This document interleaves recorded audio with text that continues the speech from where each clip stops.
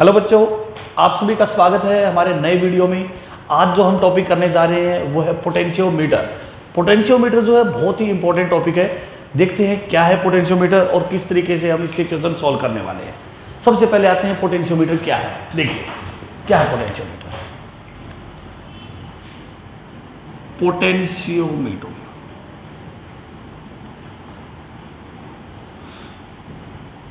देखिए, जैसा कि इसके नाम में क्लियर है, पोटेंशियोमीटर मतलब कि पोटेंशियल को मेजर करने वाला मीटर। और पोटेंशियल क्या होता है? Potential difference. इसका मतलब potentiometer it measure potential difference. It measure potential difference. हमें पता है पोटेंशियल को मेजर करने के लिए एक और भी डिवाइस आया था जिसका नाम था वोल्टमीटर। जिसका नाम क्या था? वोल्टमीटर। अगर मैं इन दोनों को कंपेयर करूं कौन सा डिवाइस ज्यादा बेटर है, तो आपको सोचना चाहिए कौन सा डिवाइस ज्यादा बेटर है। आंसर मैं दे देता हूं, पोटेंशियोमीटर ज्यादा बेटर है वोल्टमीटर के कंपैरिजन में। अब इसका आंसर आपको ढूंढना है, ऐसा क्यों? मैं लास्ट वीडियो में इस बात का आपको जवाब दूंगा कि पोटेंशियोमीटर क्यों बेटर है।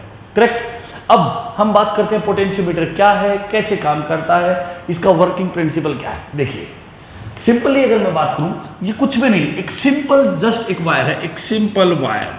ये रहा वायर। मान लीजिए इस वायर को मैंने नाम दिया ए बी। क्या नाम दिया मैंने इस वायर को? A B. ये कॉपर वायर नहीं है, ये एक स्पेशल वायर है। इस वायर के कुछ कैरेक्टरिस्टिक्स हैं। इस वायर की जो रेजिस्टिविटी है, रो रेजिस्टिविटी हाई है, और रेजिस्टिविटी हाई है तो रेजिस्टेंस भी हाई है। मतलब कि ये बहुत कंडक्टिंग वायर नहीं है, कॉपर वायर के जैसा हाई रेजिस्टेंस वायर है। इसकी अल्फा की वैल्यू लो है।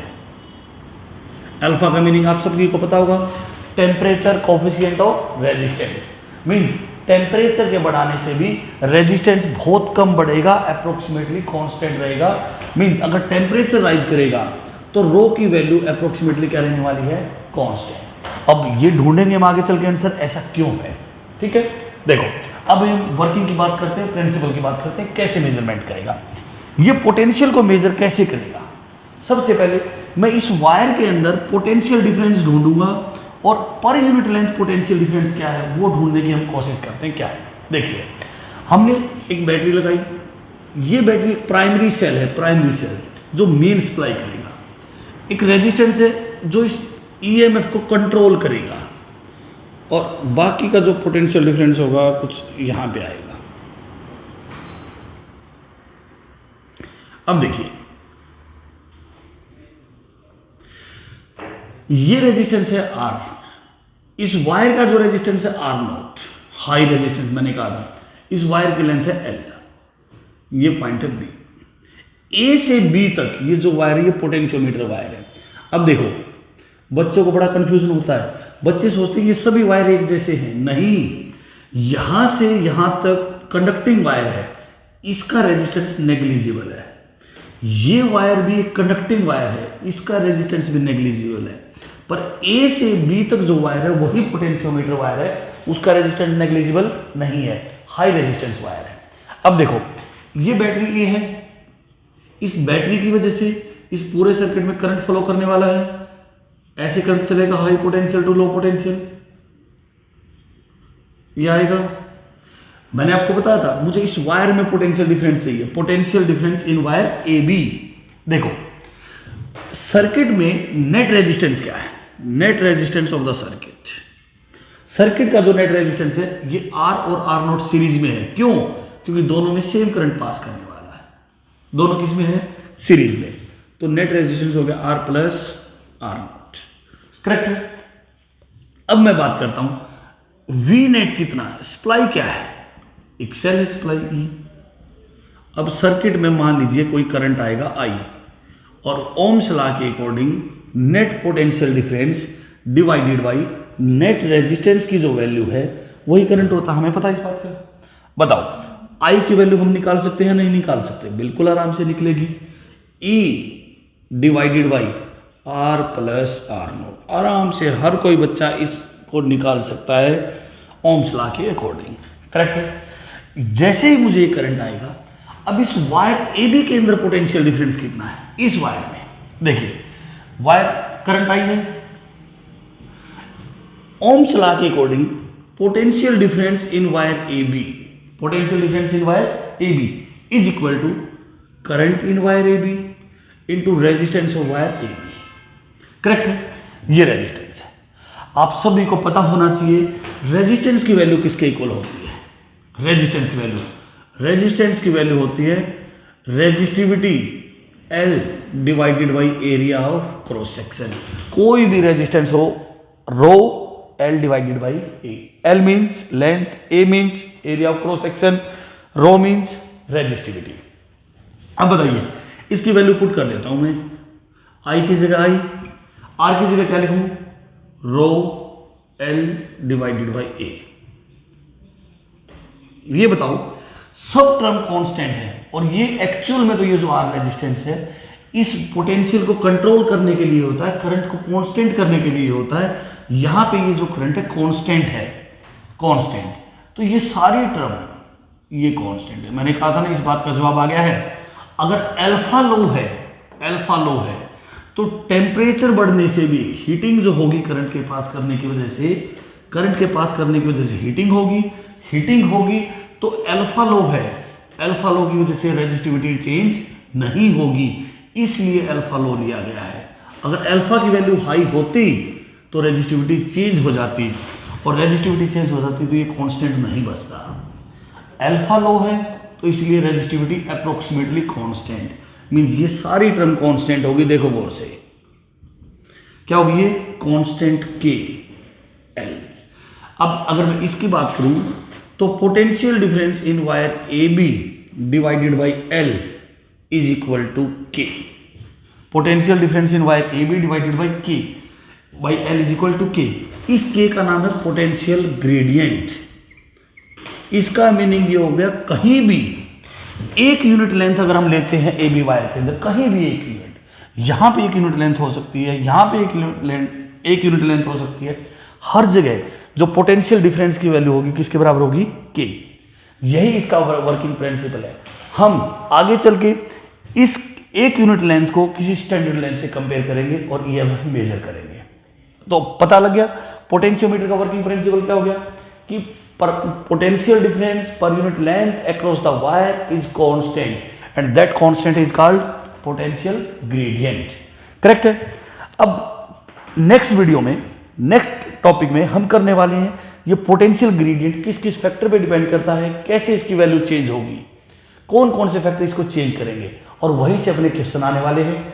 ज़्यादातर जो क्वेश्चन आता है पोटेंशियल ग्रेडियंट की वैल्यू फाइंड आउट करो, अगर इस फैक्टर को चेंज कर देंगे तो नया पोटेंशियल ग्रेडियंट क्या होगा, इस टाइप के क्वेश्चन आते हैं। अब हम वही करने वाले हैं। ठीक है, ये सब अभी हमने क्या क्या कि पोटेंशियोमीटर का वर्किंग प्रिंसिपल क्या है, पोटेंशियोमीटर का वर्किंग प्रिंसिपल है potential gradient, potential difference per unit length is constant. अब इससे रिलेटेड हम एक न्यूमेरिकल सॉल्व करने की कोशिश करते हैं। आपकी स्क्रीन पे जो भी क्वेश्चन आने वाला है उसको पढ़ेंगे। पढ़िए क्या है क्वेश्चन। क्वेश्चन है, एक बैटरी है EMF 11 volt connected with a potentiometer wire of 10 ohm resistance, internal resistance of the cell is 1 ohm, what is potential gradient. Question आपने देख लिया होगा। देखिए मैं सर्किट बना देता हूँ, आप समझ जाओगे कि आपके पास एक सेल है, सेल का ईएमएफ है 11 वोल्ट, इंटरनल रेजिस्टेंस है 1 ओम, और ये जो वायर है पोटेंशियोमीटर वायर, इसकी लेंथ है 1 मीटर और इसका रेजिस्टेंस है 10 ओम। इस वायर का पोटेंशियल ग्रेडियंट बताइए। क्वेश्चन यही है ना। देखिए हम कैसे सॉल्व करें, बिल्कुल इजी। अगर आपको थ्योरी का कॉन्सेप्ट याद है तो बहुत इजी है। देखिए ए से बी तक आपका पोटेंशियोमीटर वायर है। ए से बी तक जो रेजिस्टेंस कितना है 10 ओम, इंटरनल रेजिस्टेंस कितना है 1 ओम। तो net resistance of the circuit कितना है, नेट रेजिस्टेंस 10 ओम प्लस 1 ओम, टोटल रेजिस्टेंस कितना हो गया 11 ओम। करेक्ट है। ऐसे ही V की नेट वैल्यू सर्किट पे कितनी है, सर्किट में जो बैटरी गिवन है 11 वोल्ट की है, और 11 वोल्ट बैटरी है तो अपना जो हो गया पोटेंशियल डिफरेंस 11 वोल्ट। अब देखते हैं इस सर्किट में करंट कितना पास करेगा, सर्किट में करंट कितना पास करेगा। I की वैल्यू चेक करिए क्या बनेगी, net potential difference divided by net resistance. याद है, अकॉर्डिंग टू ओम्स लॉ। और ये वैल्यू आ गई 11/11 इज इक्वल टू 1 एम्पियर। तो इस सर्किट में बैटरी की वजह से जो करंट पास करने वाला है वो है 1 एम्पियर। तो वायर के अंदर भी करंट बताओ कितना होगा, 1 एम्पियर। वायर के अंदर भी कितना होगा, 1 एम्पियर। और हमें पता है वायर के अंदर पोटेंशियल डिफरेंस कैसे निकलेगा, याद होना चाहिए। वायर के अंदर potential difference current into resistance. Current की वैल्यू कितनी है, अभी अभी हमने सॉल्व किया, 1 एम्पियर। रेजिस्टेंस क्वेश्चन में गिवन कर रखा है 10 ओम, ये बन गया 10 वोल्ट। मेन यही था कि वायर के अंदर कैसे भी करके पोटेंशियल डिफरेंस निकाला जाए। वायर के अंदर अगर पोटेंशियल डिफरेंस अगर हमारा आ गया है तो पोटेंशियल डिफरेंस के आते ही हम क्या करेंगे, potential difference per unit length. Length given है, क्या है लेंथ, लेंथ इज 1 मीटर। तो पोटेंशियल ग्रेडियंट की डेफिनेशन क्या थी अपने पास, potential difference per unit length. कितना है पोटेंशियल डिफरेंस में, 10 volt, length 1 metre. This means potential gradient is 10 volt per metre. इसका मतलब इसके अंदर 1 मीटर लेंथ में कितना पोटेंशियल डिफरेंस है, देखिए कितना पोटेंशियल डिफरेंस है, 10 वोल्ट पर मीटर। अब इसी से रिलेटेड हम देखेंगे और डिफरेंट फैक्टर को चेंज करने की वजह से पोटेंशियल ग्रेडियंट पे क्या डिफरेंस आने वाला है। देखिए नेक्स्ट क्वेश्चन क्या कहता है, इससे रिलेटेड देखते हैं नेक्स्ट क्वेश्चन। चलिए नेक्स्ट क्वेश्चन देखते हैं, पोटेंशियल ग्रेडियंट से रिलेटेड क्या है। आपके स्क्रीन पे जो क्वेश्चन है देखिए क्या है, एक पोटेंशियोमीटर वायर है, एक पोटेंशियोमीटर वायर की लेंथ, इसकी थिकनेस डबल कर दी गई है और इसके साथ ही करंट कैपेसिटी भी डबल की गई है। What is the effect on potential gradient, means नया पोटेंशियल ग्रेडियंट क्या हो जाएगा, इसके सारे डायमेंशन डबल कर दिए गए, लेंथ, स्पेसिफिक रेजिस्टिविटी और इसकी थिकनेस और इसके करंट कैपेसिटी, मींस करंट भी डबल हो गया है। देखिए क्या बनता है, हमें पता है पोटेंशियल ग्रेडियंट जो होता है, ये मान लीजिए ये वायर है। डेफिनेशन आपको क्लियर होनी चाहिए, बेसिक क्लियर होना चाहिए। ये जो वायर है शुरू में इनिशियली के इनिशियल की जो वैल्यू है, के इनिशियल की वैल्यू किसके इक्वल होगी, वायर के अंदर potential difference per unit length, correct है, यही है। अब ये पोटेंशियल डिफरेंस किसके इक्वल बनता है, किसके इक्वल आती है ये वैल्यू, हमने क्या था, potential difference in wire A B is equal to I into R resistance of wire A B. ऐसे क्या, वायर का रेजिस्टेंस बताइए किसके इक्वल होता है, I की जगह I, रेजिस्टेंस की जगह resistivity, length of wire A B, area of cross section. Area of cross section को मैं लिख सकता हूं pi R square, pi R square. अब देखिए अगर मैं V A B potential difference of wire A B divided by length of wire A B, यही है अपना पोटेंशियल ग्रेडियंट, इसी का नाम था potential gradient, is equal to I into rho divided by pi R square. ये value आ गई अपनी, ये हमने किया था। अब बताइए करंट कैपेसिटी कितनी कर दी गई है, करंट कैपेसिटी कितनी कर दी गई है, डबल। इनिशियली जो वैल्यू थी, मैं इनिशियल लिख देता हूं पहले, I rho divided by pi R square. Finally जो फाइनल बनने वाला है, करंट आई से 2i डबल कर दिया गया है। करंट कितना कर दिया गया है, आई से 2i डबल। रेजिस्टिविटी भी डबल की गई है, 2 रो। थिकनेस, थिकनेस भी डबल की गई है, मींस रेजिस्टेंस भी डबल किया गया है, सॉरी रेडियस भी डबल की गई है, पाई इंटू 2r स्क्वायर। ये वैल्यू होगी गौर से देखो तो 2 का स्क्वायर 4 आई रो, नीचे भी 4 आ गया, पाई आर स्क्वायर। इसको देखो क्लियर, 4 से 4 कैंसिल आउट, इसका मतलब k की वैल्यू पे कोई फर्क नहीं पड़ा, k की वैल्यू क्या रहेगी, सेम। k की वैल्यू क्या रहेगी, सेम। तो कितने टाइम इंक्रीज होगी k की वैल्यू, 1 टाइम, मतलब जितनी पहले थी उतनी ही अब भी है। और इसमें नोट करने लायक जो चीज है, लेंथ का कोई इफेक्ट नहीं है क्योंकि लेंथ डिवाइड में हो गई, लेंथ का कोई भी इफेक्ट नहीं है, लेंथ का कोई भी रोल नहीं है इसके अंदर, करेक्ट है। देखिए अब इसके बाद जो हम क्वेश्चन करने वाले हैं, इसके बाद पोटेंशियल ग्रेडियंट को यूज करके या पोटेंशियोमीटर को यूज करके ईएमएफ कैसे मेजर किया जाता है, इंटरनल रेजिस्टेंस कैसे मेजर किया जाता है, या फिर किसी भी सर्किट में, किसी भी गिवन सर्किट में अगर आपको पोटेंशियल डिफरेंस फाइंड आउट करना है तो हम कैसे पोटेंशियल डिफरेंस फाइंड आउट करेंगे, नेक्स्ट में देखने वाले हैं ये वाले टॉपिक। करेक्ट।